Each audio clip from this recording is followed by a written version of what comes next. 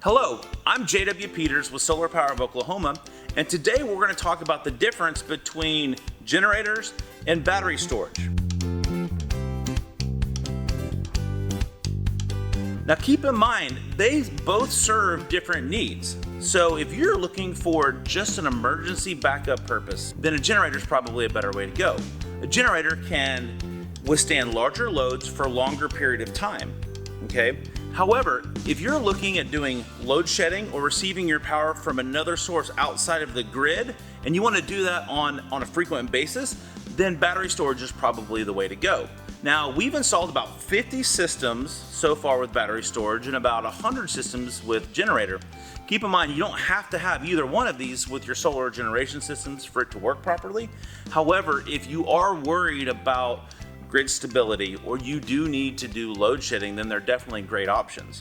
So we're certified to install Generac generators as well as Kohler generators.